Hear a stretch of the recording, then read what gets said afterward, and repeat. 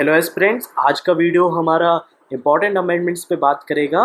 जो important amendments हैं, ऐसे तो सारे ही अमेंडमेंट इम्पॉर्टेंट है तभी तो वो किए गए, बट कुछ अमेंडमेंट्स प्री और मेंस के लिए बहुत इंपॉर्टेंट हो जाते हैं। वो आपको याद ही होने चाहिए। अगर आप सारे एक बार गो थ्रू कर जाएं तो बहुत अच्छी बात है, लेकिन कुछ बहुत इंपॉर्टेंट अमेंडमेंट्स हैं जो आपको याद ही होने चाहिए बाय हार्ट। तो उन अमेंडमेंट पे आज हम बात करेंगे। पहला जो सबसे इम्पोर्टेंट अमेंडमेंट है वो आपका पहला अमेंडमेंट है, जिसमें आपका 9th शेड्यूल बनाया गया। हाँ, जैसे कि आप जानते हैं जब कॉन्स्टिट्यूशन बना था तब उसमें 8 ही शेड्यूल थे, लेकिन उसके तुरंत बाद आपका 1951 में ही ऐसा ज़रूरत पड़ा कि एक और शेड्यूल डालना पड़ा, और उसमें फिर ऐसे कानून बनाए गए जो जुडिशियल रिव्यू, ठीक है, उससे उसको इंक्लूड करते हैं कि इसमें जुडिशियल रिव्यू हो सकता है। फिर उसमें से फिर आपको पता होगा राइट टू प्रॉपर्टी उसमें डाला गया, ठीक है। तो आपका सबसे इम्पोर्टेंट और सबसे जो आपका प्री और मेंस के लिए इम्पोर्टेंट है वो आपका है पहला अमेंडमेंट। देन उसके बाद आते हैं आपका दूसरा सबसे इम्पोर्टेंट अमेंडमेंट हो जाता है आपका अमेंडमेंट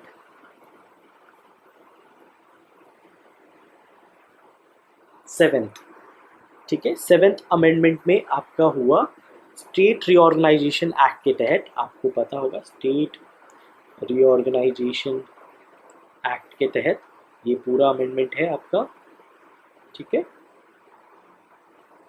इसके तहत आपका पार्ट ए, बी और सी, डी में जितने भी स्टेट्स हैं उनको मिला करके 14 स्टेट्स और 6 यूनियन टेरिटरी बना दिया गया, ठीक है। ये अमेंडमेंट पे ये वाला पॉइंट बहुत इंपॉर्टेंट है। उसके बाद है आपका सबसे इम्पोर्टेंट, उसके बाद आता है आपका अमेंडमेंट नंबर 20,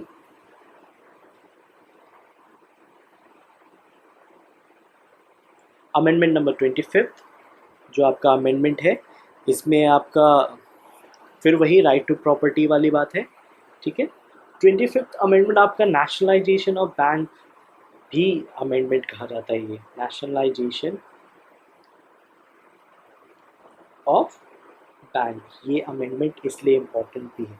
26th अमेंडमेंट, ये जो अभी रिसेंट आपका पद्मनाथ स्वामी वर्सेस यूनियन गवर्नमेंट वाला जो केस है आपका, इसके लिए आपका ये बहुत इंपॉर्टेंट हो जाता है। ये रिसेंट अभी न्यूज़ में था।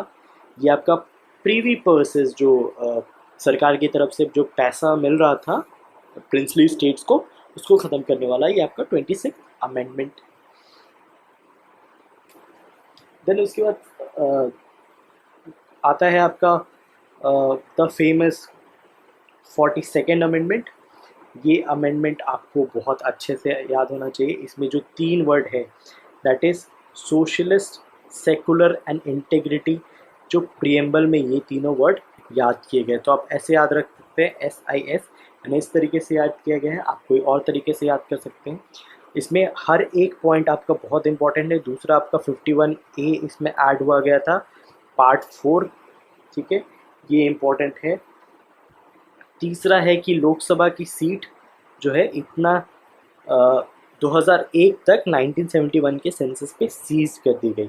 तो ये 3 इम्पोर्टेंट पॉइंट है।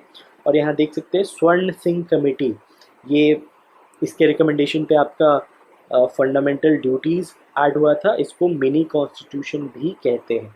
तो ये वाले फंडामेंटल ये वाला जो अमेंडमेंट है, ये आप कितनी भी बार पढ़ सकते हैं, और ये आपका बहुत इंपॉर्टेंट है। आपका प्री मेंस और ऐसे एज अ जनरल सिटीजन भी आपको याद होना चाहिए कि 42nd अमेंडमेंट जो है ये बहुत इंपॉर्टेंट है। इसमें इंदिरा गांधी ने ऑलमोस्ट इतने अमेंडमेंट किए कि एक मिनी कॉन्स्टिट्यूशन ही कहा गया। अब इन अमेंडमेंट को आपको वापस करने के लिए जब दूसरी सरकार आई, तो इन अमेंडमेंट्स को वापस से रिस्टोर करने के लिए, मतलब नलीफाई करने के लिए एक तरह से, या back to pre 42nd amendment के स्टेज में लाने के लिए 44th और 43rd अमेंडमेंट हुआ। तो 44th अमेंडमेंट यहाँ पे बहुत इंपॉर्टेंट हो जाता है। 44th अमेंडमेंट में आपका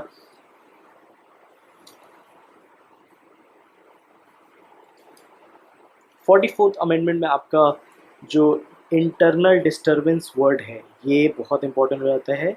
ये आर्म्ड रिबेलियन से हटा दिया गया, ये वाला पॉइंट आपको बहुत अच्छे से पता होना चाहिए।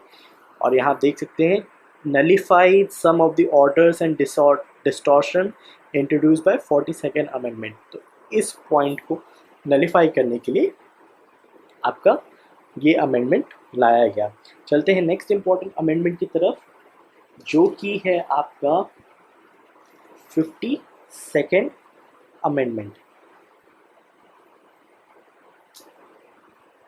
52nd अमेंडमेंट ये देख सकते हैं, आपका एंटी डिफेक्शन लॉ जो है उसकी तरह उसके लिए बनाया गया है। इसमें फिर आपका एक नया शेड्यूल ऐड हो जाता है, जो कि 10th शेड्यूल है। आपका 9th शेड्यूल पहले ही अमेंडमेंट में ऐड हुआ था, ये आपका 10th शेड्यूल ऐड होता है। यहाँ एंटी डिफेक्शन लॉ ये आ जाता है, ये बहुत इंपॉर्टेंट है आपका। देन आता है आपका दूसरा सबसे important, that is 61st amendment. इसमें आपका एज जो है, वोटिंग एज, वो घटाकर 18 साल कर दी गई थी।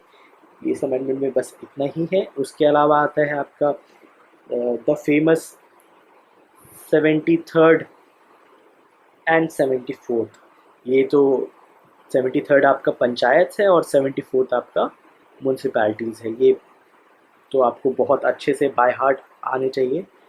देन आते हैं आपके इम्पोर्टेंट अमेंडमेंट जो है, वो है 86th अमेंडमेंट। जी हाँ, 86th अमेंडमेंट में आपका 21A ऐड हुआ है। इसमें 1, 2, 3 तीनों पॉइंट इम्पोर्टेंट है।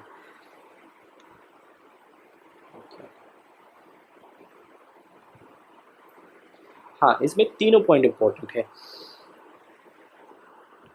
देख सकते हैं। ये आपका इसमें 21A आया है, the state shall provide free and compulsory education to all children of the age of 6 to 14 years. यहाँ 6 to 14 ईयर्स जो एज है, ये बहुत इंपॉर्टेंट हो जाता है।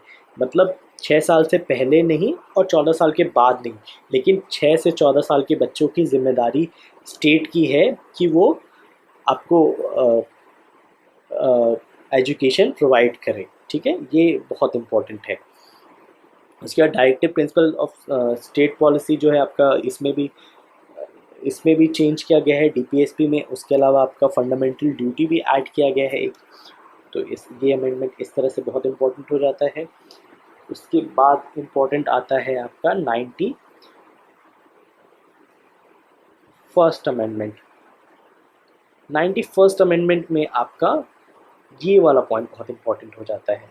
91st अमेंडमेंट में आपका 15% जो टोटल स्ट्रेंथ है लोकसभा की, उसको कैप किया गया। अब होता क्या था कि इस अमेंडमेंट से पहले कि कितने भी कोई भी सरकार जीत के आई तो वो कितने भी मिनिस्टर बना देती थी सबको खुश करने के लिए। तो ऐसा बिहार में देखा गया कि लालू यादव की सरकार आई और उन्होंने करीब ऑलमोस्ट हर किसी को ही मंत्री पद का दर्जा दे दिया गया। तो इसके अगेंस्ट एक अमेंडमेंट आया जो कि 91st अमेंडमेंट है। ये आपका 15% जो है टोटल स्ट्रेंथ, मतलब लोकसभा और या पार्लियामेंट उस जगह की, उसकी जो टोटल स्ट्रेंथ है, जो स्टेट लेजिस्लेटिव है उसकी जो टोटल स्ट्रेंथ है, उसका 15% ही आप मंत्री बना सकते हैं। उसमें एक और इम्पॉर्टेंट पॉइंट है आपका पॉइंट नंबर 6, जो कि है आपका 1/3 जो एंटी डिफेक्शन लॉ की में ही है कि 1/3 आप अगर किसी पार्टी को लेके जाते हैं तो आपका डिस्क्वालिफिकेशन हो जाता है। ये बहुत इम्पॉर्टेंट है। ठीक है, उसके अलावा 92nd अमेंडमेंट भी इम्पॉर्टेंट है। इसमें आपका बोडो, डोगरी, मैथिली, संथाली जो आपका 4 लैंग्वेज है, ठीक है, वो ऐड किया गया था, तो इसीलिए ये इम्पॉर्टेंट हो जाता है। देन उसके बाद आपका 97th अमेंडमेंट बहुत इम्पॉर्टेंट है। इसमें कॉन्स्टिट्यूशनल स्टेटस दिया गया कोऑपरेटिव सोसाइटीज़ को। ठीक है,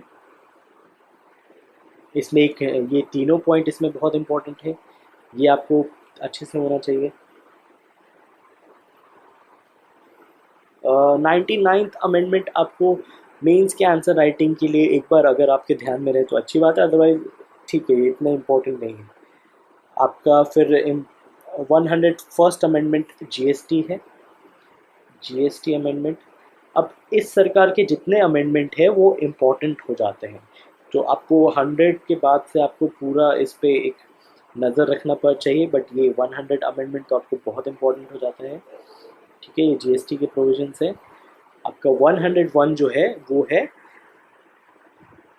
जो ओबीसी हैं यानी बैकवर्ड क्लासेस हैं, उनको एक कमेटी को एक कॉन्स्टिट्यूशनल स्टेटस देने का। तो इसमें आपका ये वाला पॉइंट इम्पोर्टेंट हो जाता है।